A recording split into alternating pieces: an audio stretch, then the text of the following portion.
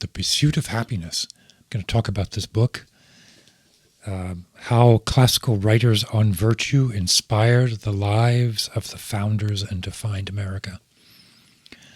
So the classical writers on virtue are the Stoics, right? Seneca, Cicero, and the founders of America, people like Thomas Jefferson, John Adams.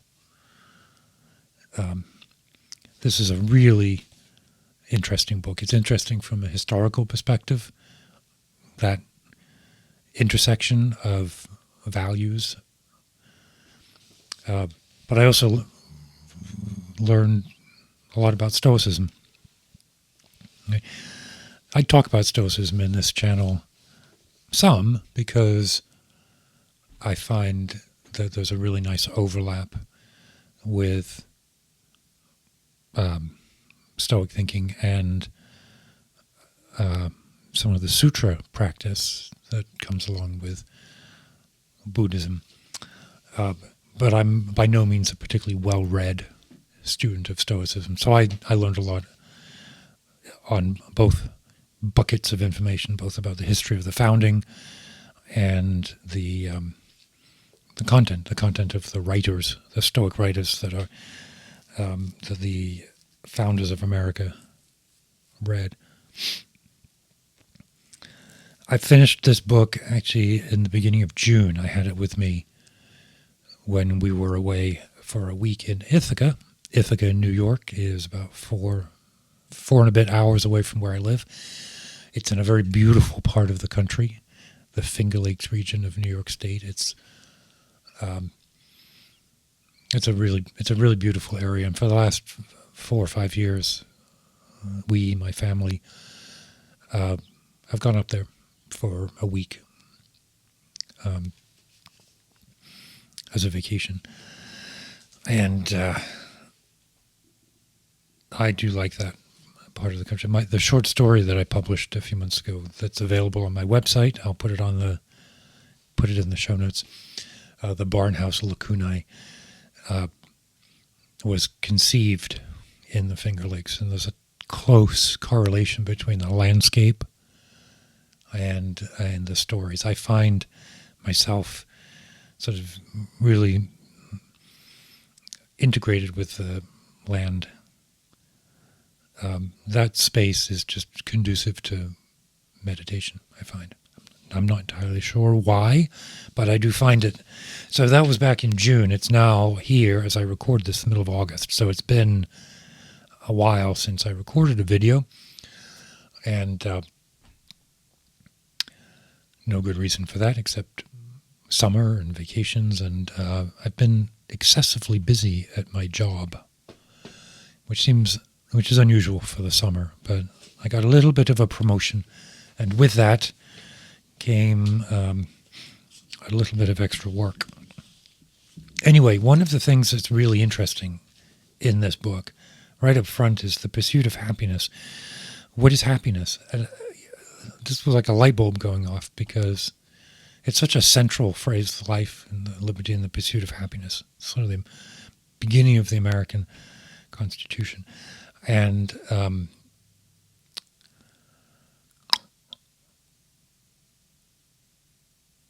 Socrates talks about what is happiness.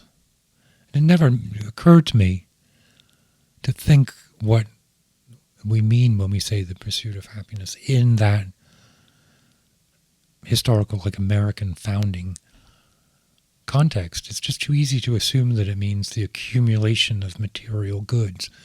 I think if we were to sort of poll the zeitgeist today, kind of see in America, and maybe in European countries, I don't know, but certainly in America, the vibe would be the pursuit of happiness is the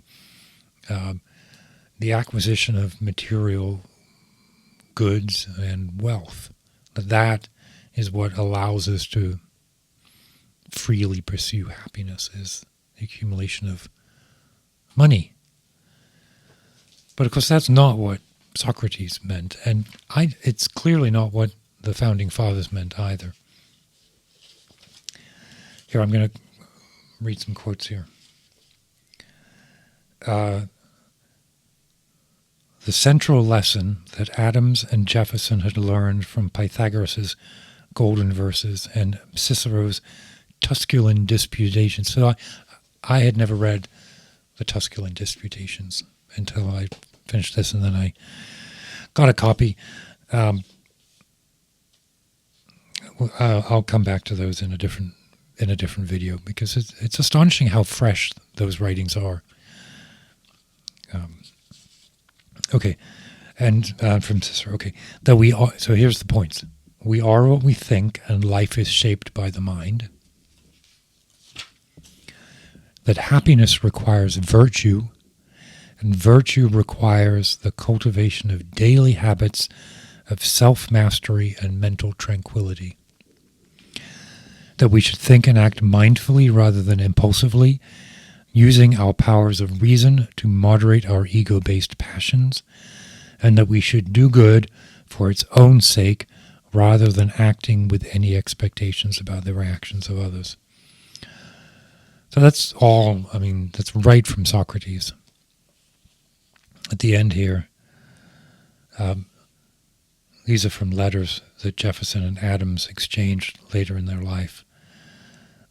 Jefferson agreed with Adams that the goal of the pursuit of happiness was tranquility of mind. Although at the end of his life, he declared himself to be not a Stoic, but an Epicurean.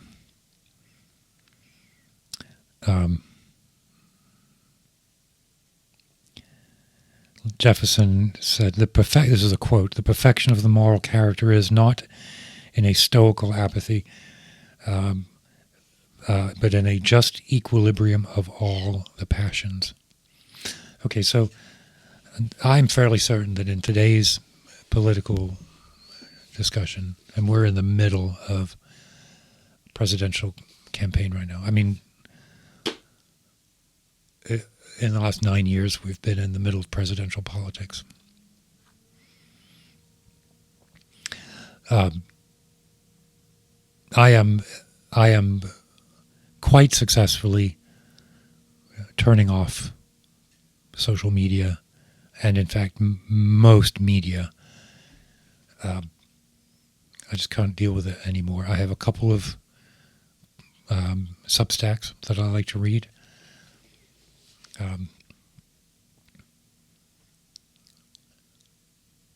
And a couple of podcasts that I listen to. So I read and listen to pretty much anything Sam Harris puts out. I read and listen to pretty much anything Andrew Sullivan puts out. Although Sullivan, Jesus, I love him. I have. But I'm deeply disagreeing with his assessment right now. That's okay.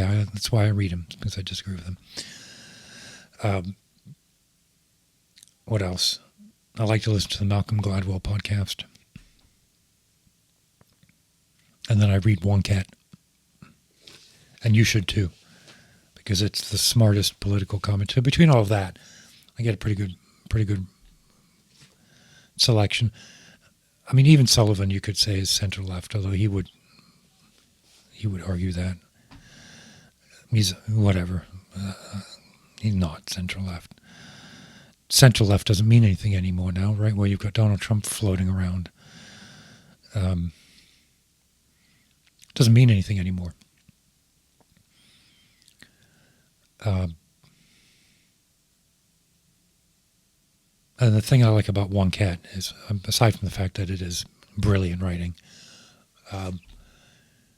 they pull in all the bonkers, wackadoodle stuff that I wouldn't be able to find. So I get exposed to, it's like I used to listen to Rush Limbaugh when he was still alive, and maybe 20 years ago, it was vaguely entertaining. I don't know.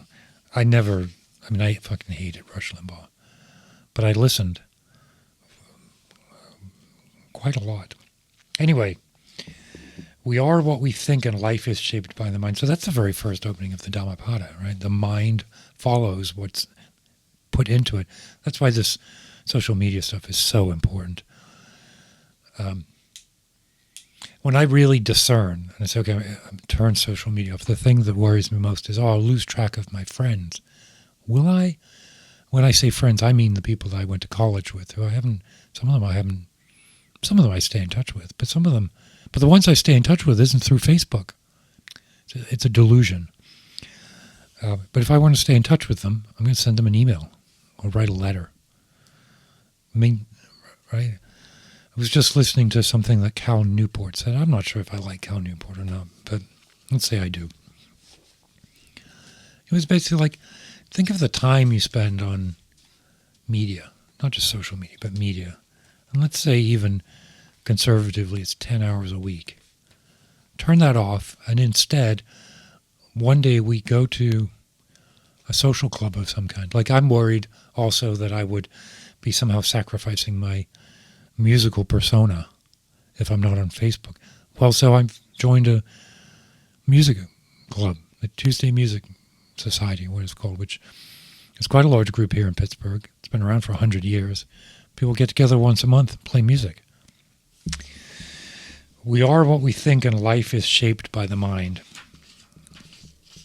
That happiness requires virtue. So the pursuit of happiness is the pursuit of virtue. But not, again, if you were to sink into the morass of today's political discussion and asked what is virtue, you'd get all kinds of alarm bells from people who didn't want to be pinned down to some kind of, I don't know. Or you get a bunch of bonkers bullshit about, like, Christian nationalism and so what is virtue? Virtue is the cultivation of daily habits of self-mastery and mental tranquility. So it's the sutra, it's the 10 precepts. Or it's Franklin's list of disciplines, right? You can get up early, read for an hour. Drink a gallon of water a day. Exercise twice a day. This is the lifestyle I'm adopting right now. 75 hard. Again, Andy Frisella, I have this sort of schizophrenic relationship with him because Google Andy Frisella, 75 hard. On the one hand, he has a big, empathic heart and a lot of wisdom about how to do things with your incarnation. And on the other hand, he's flipped his lid in terms of, once you start calling Joe Biden a Stalinist, I think it's batshit. But the cultivation of daily habits. Who are you? You are what you do. Right?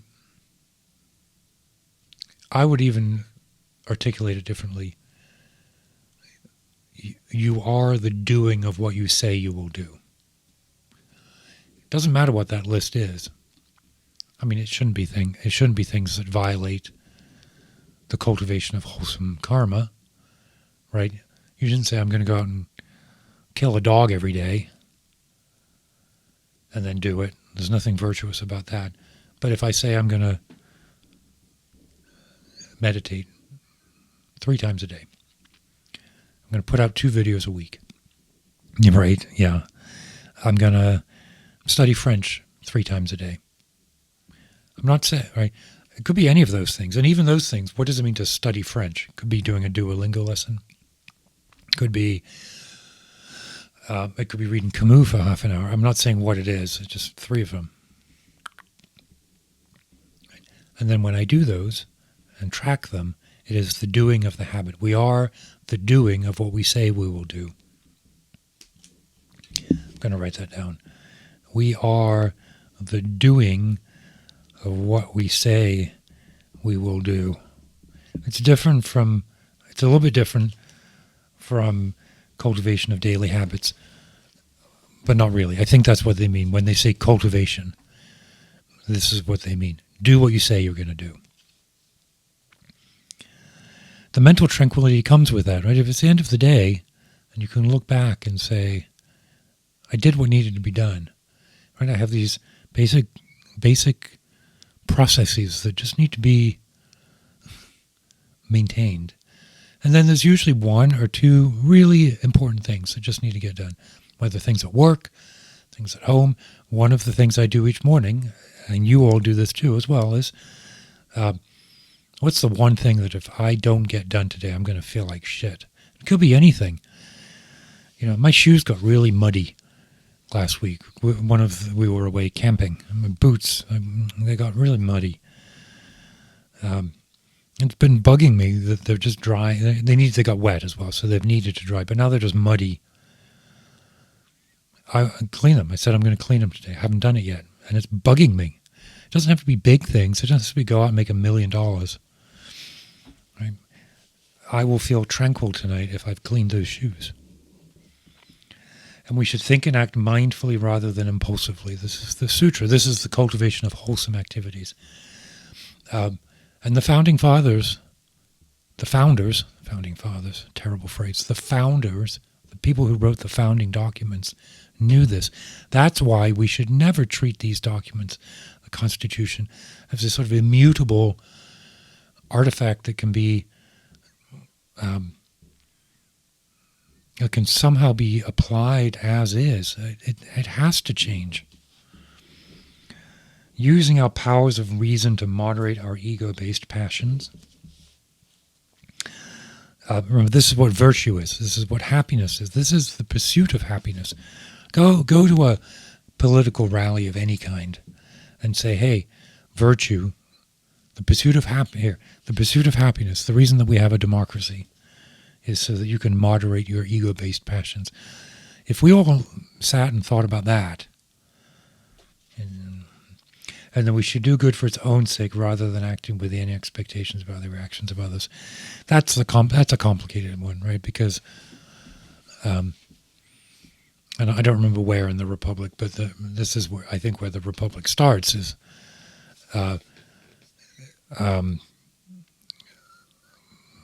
Socrates is asked if a powerful man does wicked without being caught to their benefit, why wouldn't they be happy? It's interesting, right? So that is the pursuit of happiness, the pursuit of virtue, which is the cultivation of daily habits. And for me, those habits are around meditation practice. They are around music, composition, practicing the piano, writing music, and sort of filling my mind with stoic virtues, I guess. Maybe that's a bit redundant. But all of those pieces that I put together are to cultivate my focus on those disciplines. And they all have their own thing, right? Meditation has its own framework and guideline. Writing music, composition, can easily veer into kind of a brittle ego affair. And I'm really working on checking it and writing only what resonates with my heart. And then seeing what comes from that. So I won't go on much longer. I want to get this video out because it's been the first in 2 months, which is terrible. If you haven't subscribed, subscribe, of course. I do have a Substack. I haven't put anything on it yet, but I'm going to start doing that. All kinds of stuff going on. So keep your wits about you.